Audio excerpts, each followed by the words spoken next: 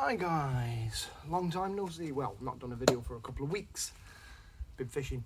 So what I thought I'd show you today, I'll talk to you about really, is what I've been using recently when I've been going to fisheries that are mixed, where I've not been just concentrating on pole or feeder or waggler or anything like that. I've had a range of rods and tackle that I've been using. So what I'm going to show you is basically a very good versatile bit of kit for your float fishing. This is the Drennan Series 7 carp waggler. Now it comes in its bag like this, single carry-all.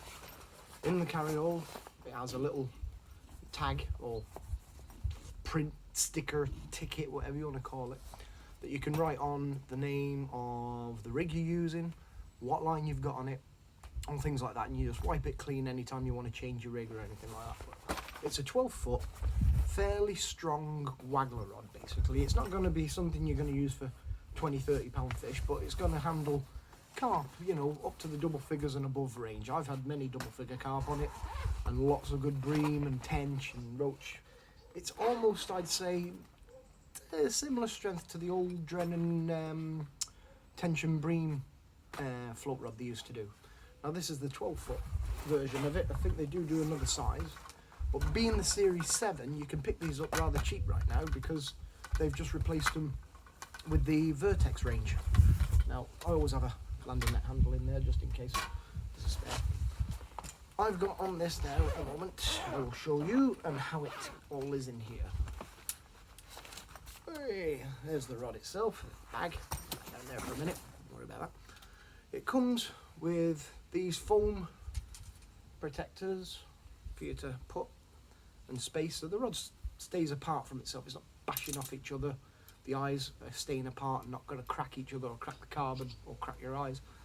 And that's how it comes in the box. As you can see, again, still got my plastic on the handle, keep it nice and clean. I've got on here a Gray's F3000 reel.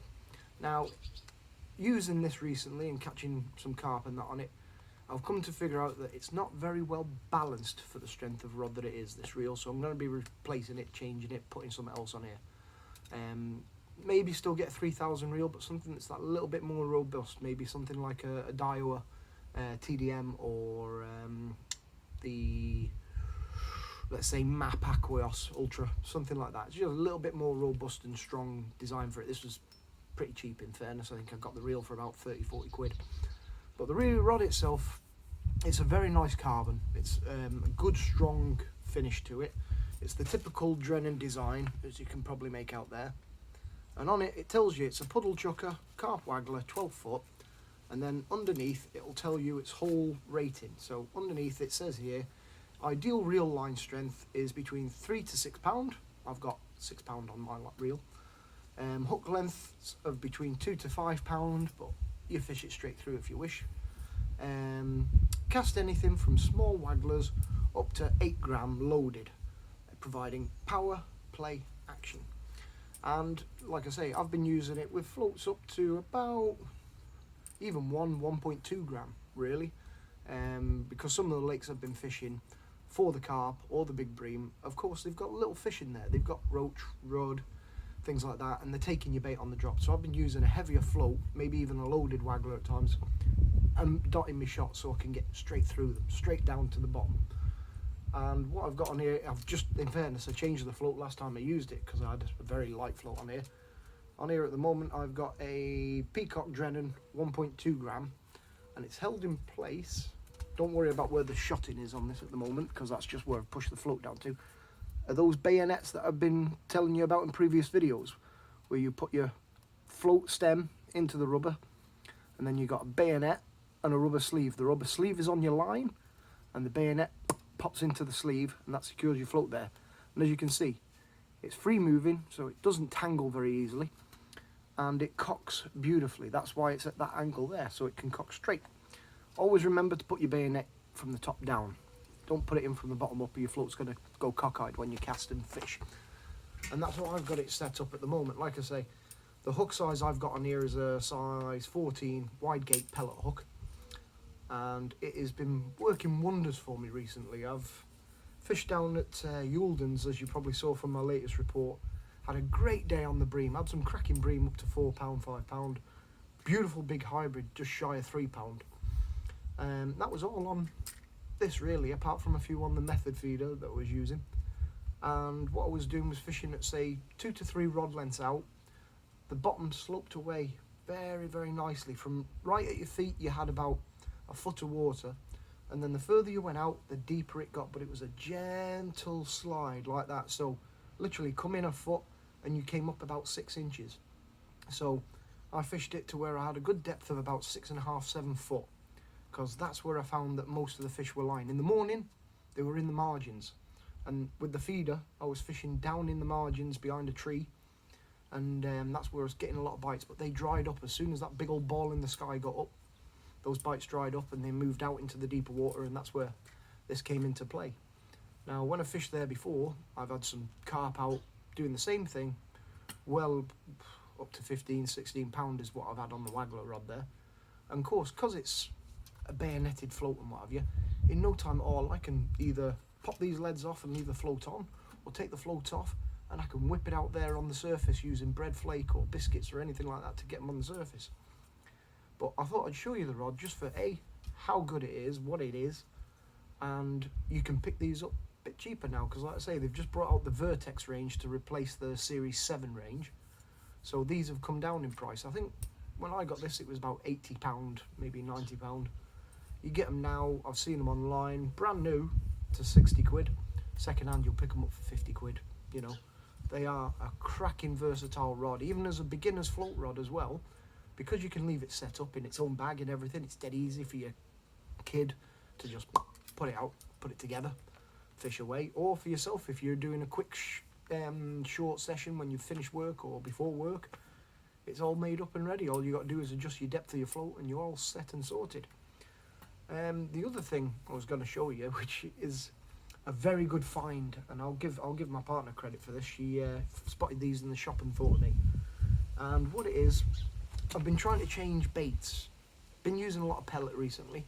Pellets are great, but I want to try things that the fish aren't used to maybe, or they don't see a lot of, and see if that encourages more bites from different sized fish.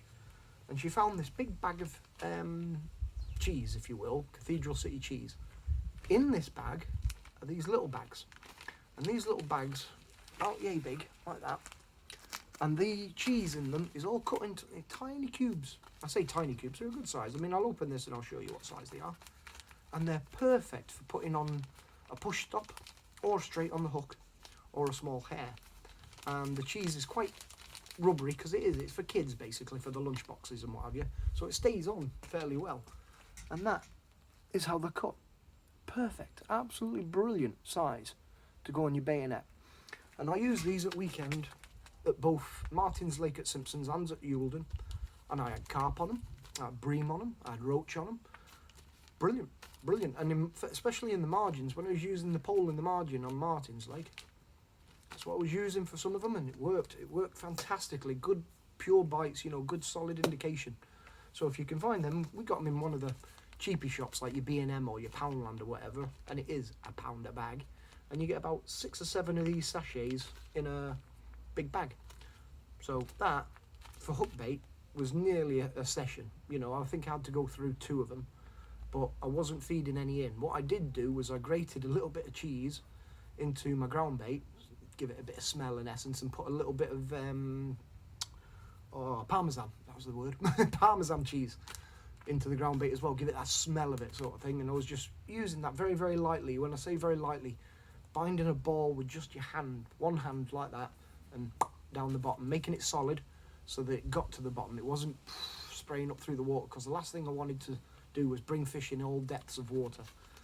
And when you fish in the margins, what I have learnt recently through watching some videos and talking to some people who do a lot of it, is you want to be sparing with your bait down the margin. I used to think, get there, throw in a load of pellet down the margin, get the fish in and kick in. No, they say put it in sparingly and bait up 2 areas. Put your ground bait in front of where you want to fish. Maybe fish there for the first session, if you will, first couple of minutes, hour, and then behind your ground bait, another few feet, put a few morsels of either your hook bait only, or corn or pellet or something like that. But when I say a few morsels, I'm on about, you know, between 3 and 10 at the back of it, because when those fish do come into the ground bait, especially if you've got a silty bottom or anything like that, they'll grub into it, and what ends up happening is they kick your ground bait over a big area, and as soon as you start pulling fish out from that ground baited area, they get wise, they get a bit wary, so they back off. And what they'll do is they'll come in from the back end or from the outer edge, and they'll pick up the loose morsels and go off again. They won't come into there. There'll be smaller fish milling around in there, but they'll be kicking it up. You'll be getting loads of line bites, foul looking a lot of fish, things like that. Sit at the back of it, right at the very back of it, like I say, a good couple of feet away from where you've put in that main ground bait, and you pick them up with more confidence because they come in, they pick up those loose morsels and bugger off. So yeah, I've picked that up recently and it seems to have been working for me. I've picked up a lot more fish up in the margins than I used to. I used to get that horrible thing of foul looking fish, and that's it, doing the swimming then, because you can't control them, they're all over the shop, they go mental. So yeah, little quick tip really. But yeah, I thought I'd show you the float rod that I've been using for that sort of thing. Like I say, it's not my go-to Waggler rod when I'm light fishing. That's my heavier Waggler rod. If I know I'm going to be going for carp, tench, bream, I'll use that. Whereas if I'm doing normal Waggler fishing where I could be catching anything from little skimmers to roach and rudd and things like that, I'll use my ultralight float rod. But yeah, there you go. Just a little input video on little things to use. I'm going to put this back and have it ready now for the next session, which hopefully will be this weekend. But I don't know where I go yet. We'll figure that one out when we get there. Toodaloos and tight lines.